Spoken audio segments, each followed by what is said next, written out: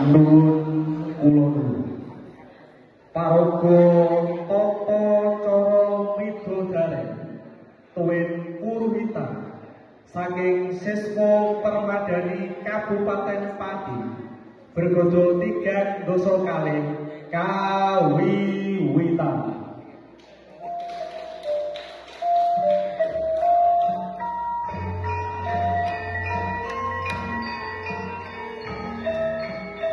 Keparengna kula badhe maosaken paraga panalriga tata cara widodaren tuwin Puruhita. Kapurwakan wijinipun lisan badhe penganten kakung ingkang dipun salirani dening sedherek Wahid Hasyim.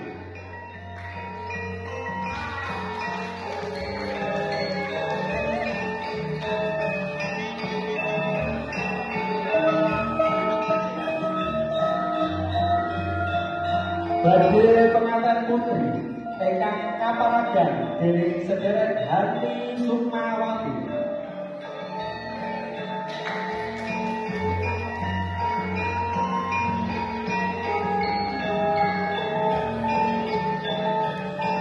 Rama tuwin ibu badhe pisan penganten putri kaparagan dening Bapa Bagdo Sidik Pamungkas tuwin Ibu Harta Dewi.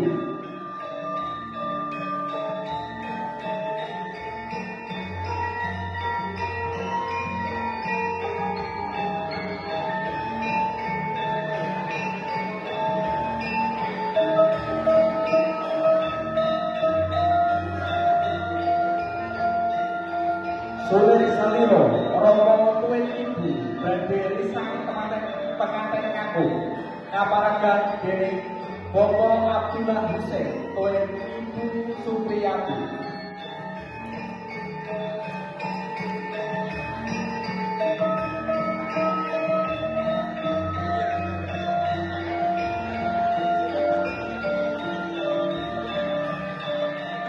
Pasrah tuwin Panampi risang badhe penganten kakung kaparagan dening Bapa Sutresno tuwin Bapa Hadyo Sutra.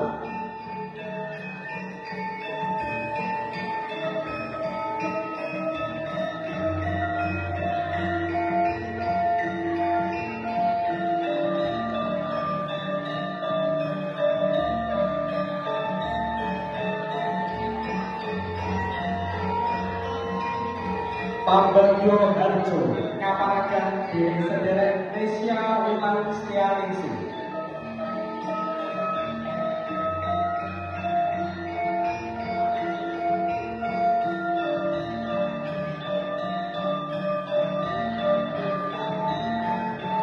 Kiai Sarono Jati tuwin Ibu Cucuk Lapa kaparagan dening sedherek Ahmad Suwardi tuwin Ibu Suryani.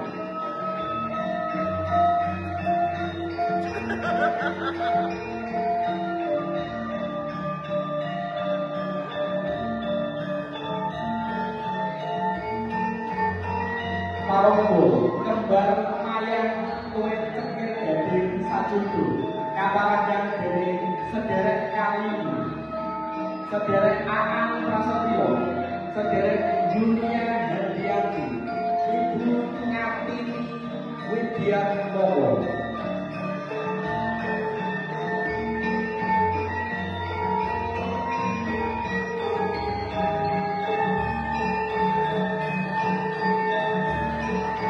Panduko kaparagan dening Bapak Handani Jatmiko.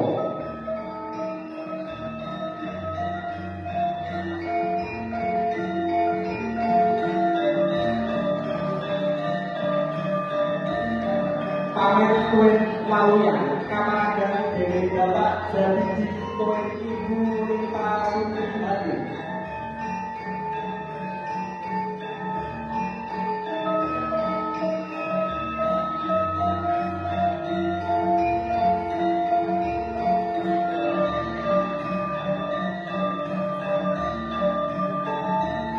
Pangarepati Nisan pengantin putri Kaparogo dening Ibu Naryanti tuwin Ibu Husna.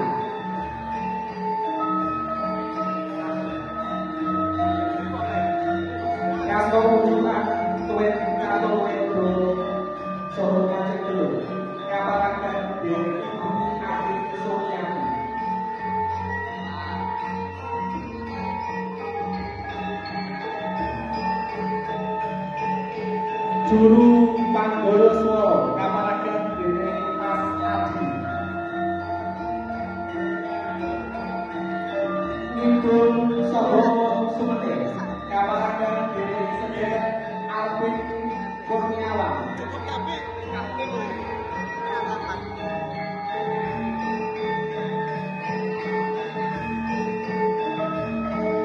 Pambiowo kaparagan dening sedherek Siti Nurul Khoiria, Ibu Ani Sulistianingsih, Muhammad Burhan, Tuen Bopo Sukismantoro dalam Bopo Eko.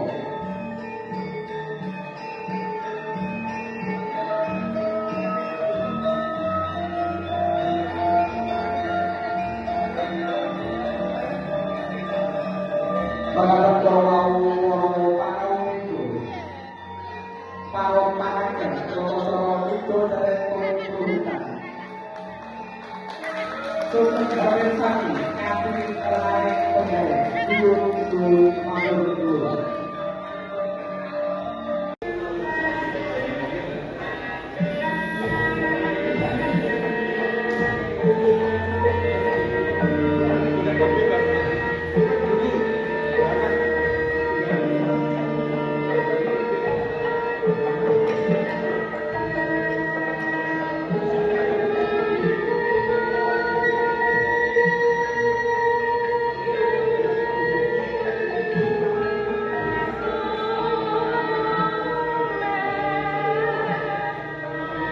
Assalamualaikum warahmatullahi wabarakatuh. Nuwun kulo tentrem rahayu nugroho sing wilasane Gusti ingkang Maha Welas lan Maha Asih sanindiyasa langgeng tumedhap tumanduk kajiwa kasalira dumateng jiwa raga panjenengan sedaya dalasan kula waraden sagung dumadi raharja rahayu niskala sabuhu. Para sepuh mini sepuh ingkang pantes hanampi sagunging panghormatan, para tamu kakung miwah putri ingkang satuhu luhuring budi.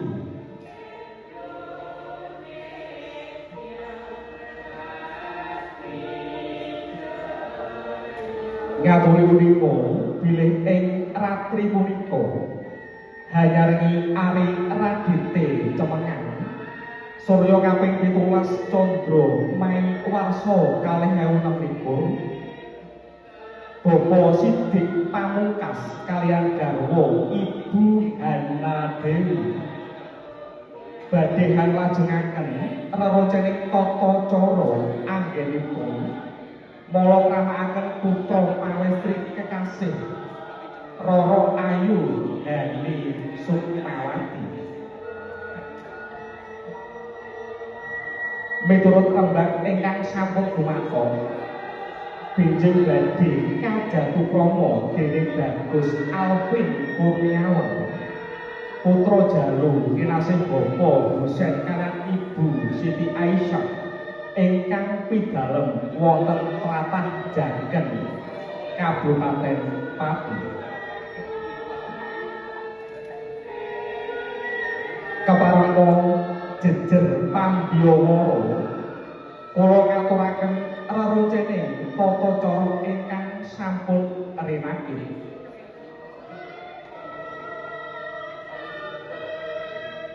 Tata cara arsa pinurwakan kanthi praptaning calon penganten kakung miwah pangiring kalajengaken serah tampi. Purna pasrah tampi tumuli paring unjukan tirta wening sarta lung tinampi sanggan kanthi selimen sak sekecanipun.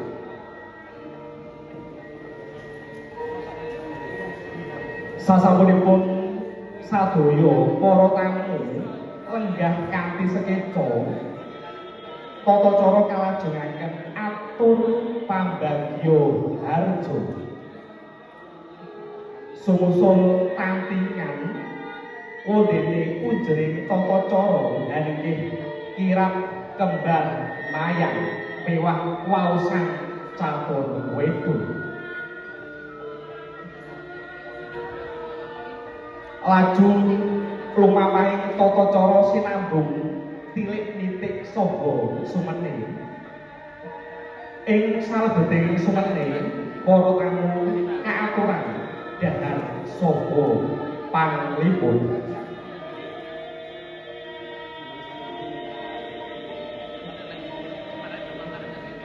para tamu sedaya ingkang minulya kawawas cekap tata cara sumene salajengipun panggala wondene petiting tata cara inggih sabda pamit mewah atur wangsulan sarta kinanten paring kancing gelung pungkasan panutup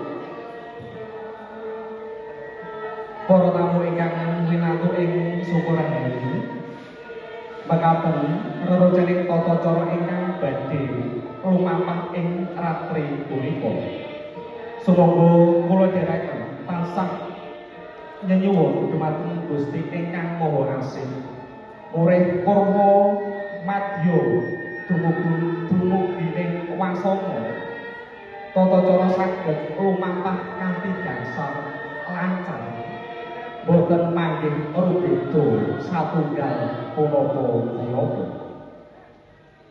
kula ingkang piniji minangka pambiyawara nyuwun tambahing pangestu mugi kuwi pratitisaken laksitaning tata cara ing ratri punika satemah boten nalisir saking paugeran ingkang Gusti netepaken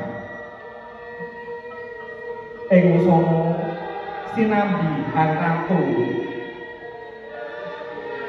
samektaning tata cara para tamu kula dherekaken lenggah kanthi mardu mardikaning galih nur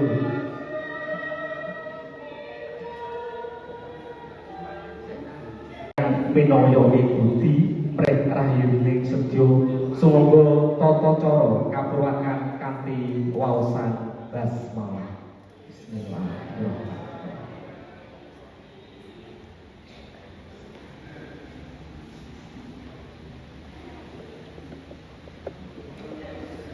Para tamu kakung miwah putri ingkang satuhu luhuring budi sampun wonten sasmita saking pandheganing lampah bilih calon pengantin kakung sampun siaga binoyong saking wisma palerman tumuju samadyaning sasana pasamuan. Praptanipun calon pengantin kakung miwah pangiring hanya rengi ngumandangi ladrang wilujeng laras pelok paket bareng.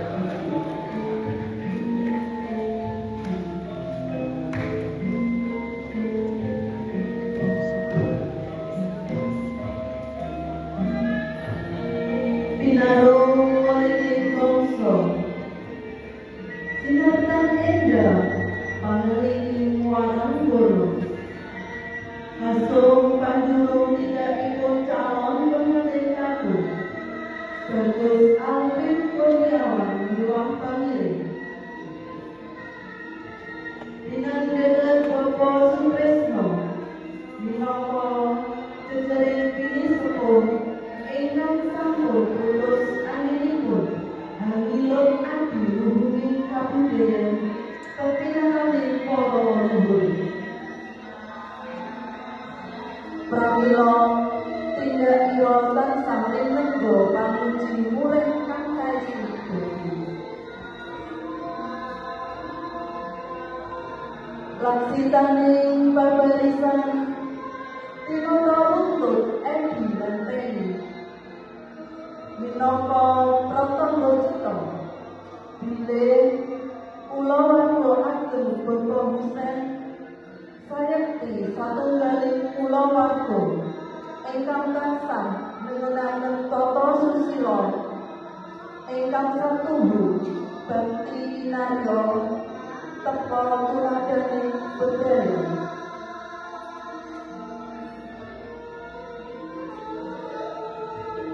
Anggenipun badhe tepi puruhita Bagus Alvin Kurniawan dinarepet dening Kadang Sumitra Sepuh Anen tuwin para ruang.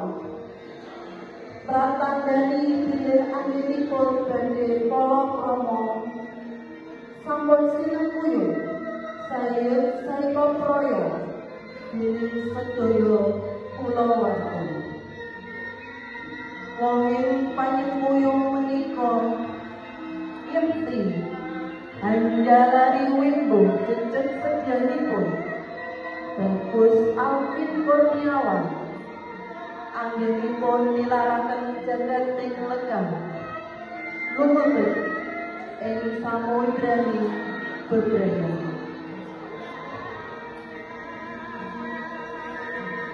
Pranting wiwaraning kori kandheng tindakipun Bapak Sutresno hanya rengi suwo ing ladrang wilujeng.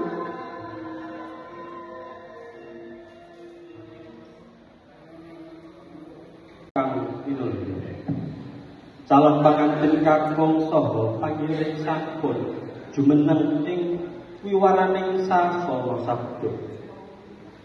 Mekaten ugi Bapak Sidik Pamungkas kaliyan Ibu Hana Dewi sarta Bapak Haryo Supra sampun jumeneng mapak calon pangantin kakung saha pangiring. Ing mangke daya-daya arsa lumaksita tata cara pasrah tinampi calon panganten jero. Sabda pasrah kasarira dening Bapak Sutresno wondene panampi badhe kasarira dening Bapak Haryo Supra. Pramila dumateng priyagung kekalih ingkang ngarsa hanyangkul karya pasrah tampi. Wekdal saksekapipun kula aturaken sumangga.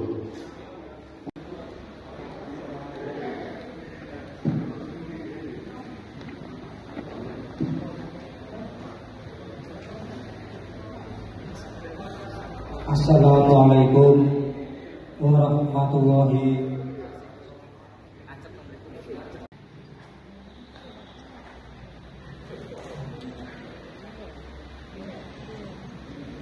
Assalamualaikum warahmatullahi wabarakatuh.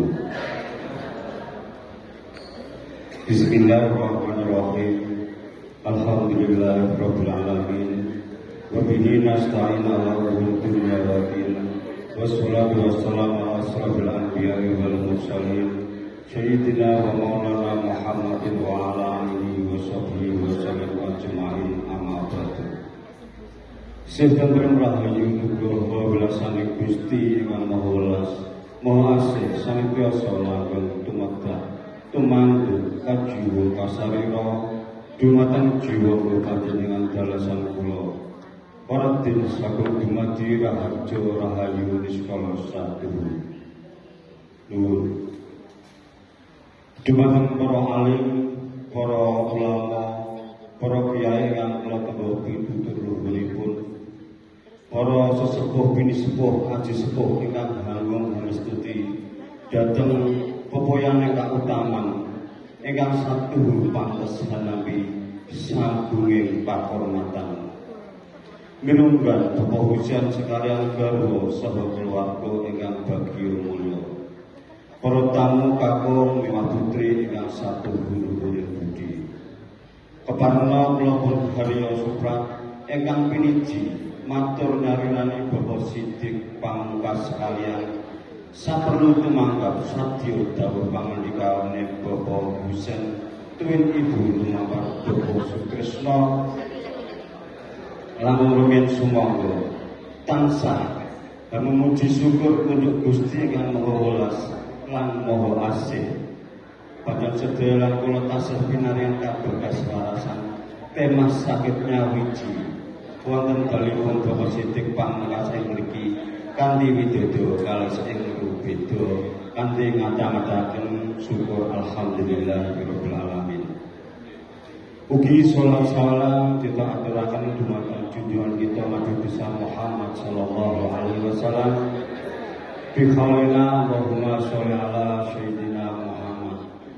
Ing pangajab ugi kita matur-maturaken sholawat kita dipun daku dados umatipun lan angsal syafaatipun milai wonten alam dunya menika ngantos dumugi alam akhirat. Amin amin ya rabbal alamin. Kaceta lajeng Bapak Hujan paring salam wilujeng.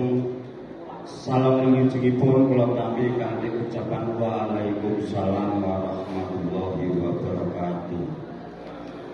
Salajengipun kula aturaken wonten ngarsanipun Bapak Sidik Pamungkas sami sekalian.